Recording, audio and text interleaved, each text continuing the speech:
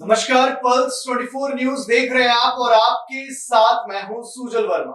Vapi town police ने हत्या के मामले में आरोपी को गिरफ्तार किया है, जिसने मामूली विवाद के चलते एक अधेड़ उम्र के शख्स की हत्या कर दी थी। आरोपी हत्यारा वर्षों से वापी के गीतानगर के टैंक पालिया में एकाकी जीवन जी रहा है और भीख मांग कर साथ ही कूड़ा बीनकर अपना गुजारा करता है।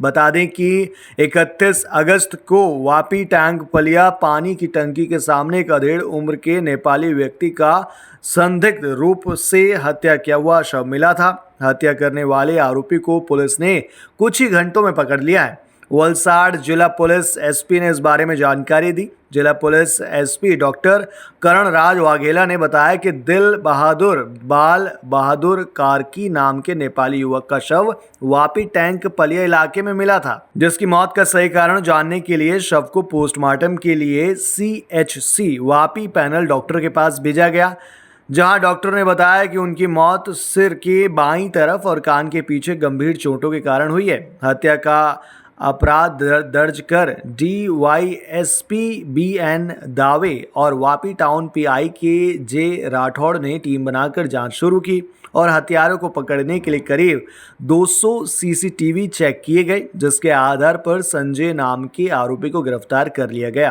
હત્યાનો બનાવ બન્યો છે। મૃતક કોણ હતો? 31મી ઓગસ્ટ 2024ના રોજ વહેલી સવારે એક જાણકારી મળી હતી કે વાપી જે છે વાપી ટાંકી ફળિયા ત્યાં ટાંકી ફળિયામાં રસ્તાની સાઈડમાં જે પથ્થરો છે અને જે સ્લીપરી એરિયા છે, જે પાણી અને ગંદકી નાળા જેવો એરિયા છે, ત્યાં એક લાશ મળેલી છે। તાત્કાલિક વાપી ટાઉનના PI દેવાયસ્પી દવે સાહેબ અને તમામ ટીમો ત્યાં પહોંચી ગઈ હતી। સૌથી પહેલા જે મરણ જનાર છે એની લાશની ઓળખ વિધિ કરવામાં આવી અને જે મરણ જનાર છે એના પાસેથી જે મળેલું આધાર કાર્ડ અને એની સાથે સાથે એના જે મિત્રો છે એની પૂછપરછ કરતા લાશની જે ઓળખ કરવામાં આવી એ મરણ જનાર છે એ દિલ બહાદુર કાર્કી ઉંમર વર્ષ 53 છે, જે વાપી ટાંકી ફળિયામાં જ એક ફ્લેટમાં રેન્ટ ઉપર રહે છે અને ઓરિજિનલી નેપાળનો છે। એ અહીંયા મજૂરી કામ અને એ કામ ધંધો કરે છે।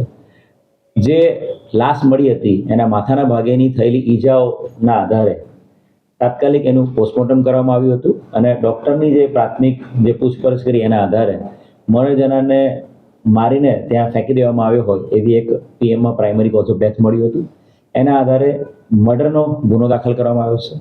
મર્ડરના ગુનાની ગંભીરતાને ધ્યાને રાખીને તમામ પોલીસની ટીમો, વાપી ટાઉનની police, Dungra police station, Vapi GIDCની ટીમ, વલસાડ રૂરલ PIની ટીમ, સાથે સાથે ક્રાઇમ બ્રાન્ચ SOGની ટીમ દેવાયસ્પી દવે સાહેબના માર્ગદર્શન હેઠળ આની અંદર કામે લાગેલી હતી અને આરોપીને પકડી પાડવામાં 24 કલાકની અંદર જ આરોપીને પકડી પાડવામાં સફળતા મળી છે। આરોપી કોણ છે અને આનો મુખ્ય મોટિવ શું હતો? આ આરોપી જે બનાવના સ્થળે જે લાશ મળી છે ત્યાંના CCTV ફૂટેજીસ અને સાથે સાથે આખા વાપી ટાઉનના વિસ્તારના તમામ 200થી વધારે CCTV ફૂટેજ ચેક કરીને જે આરોપી છે સંજય એને પકડી પાડવામાં સફળતા મળી છે અને એ સંજયને પકડવામાં LCBના જે ASI છે પ્રવીણ એનો સૌથી મોટો ફાળો છે। એમણે જેને લોકેટ કરીને પકડી પાડ્યો છે। સંજયની પૂછપરછ કરતા હાલ એ રસ્તા પરથી જ્યારે આ દિલ બહાદુર પસાર થતો હતો ત્યારે એની સાથે કોઈ કારણસર એની બોલાચાલી થઈ હતી અને બોલાચાલી થઈ પછી એમનો ઝઘડો થયો હતો અને ઝઘડા દરમિયાન મારામારી કરીને એણે આરોપી સંજય આ દિલ બહાદુરને ટાંકી ફળિયા પાસે જે જેવું નાળા જેવો વિસ્તાર છે ત્યાં મારીને એને ફેંકી દીધો હતો। સર, જે આરોપી છે એનો કોઈ ગુનાહિત ઇતિહાસ હતો? એ શું કરતો હતો? એની કોઈ નાનકડી ઓળખ? આરોપી જે સંજય છે એની માતા પિતાની કોઈની પણ ઓળખ નથી। એ વિસ્તારમાં ઘણા વર્ષોથી ભીખ માંગવાનો અને કચરો વીણવાનો કામ કરે છે અને હ્યુમન ઇન્ટેલિજન્સના આધારે તપાસ કરતાં પણ એ ખ્યાલ આવે છે કે થોડા વર્ષોથી એ આ વિસ્તારમાં એકલવાયુ જીવન જીવે છે અને રસ્તા પર રખડતું ભટકતું જીવન ગુજારે છે। એના બાબતે વધુ વિગતો ICJS પોર્ટલ, ઈ-ગુજકો પોર્ટલ અને જે અમારું નાફીસ છે એના ઉપર ફિંગરપ્રિન્ટના દ્વારા એની વિરુદ્ધમાં ભૂતકાળમાં કોઈ ગુના કે એના દ્વારા કોઈ પણ પ્રકારના ગુનાને અંજામ આપ્યો હોય એ તપાસ ચાલુ છે। ખૂબ મોટી કામગીરી વાપી ટાઉન પોલીસની અને વલસાડની ક્રાઇમ બ્રાન્ચની છે।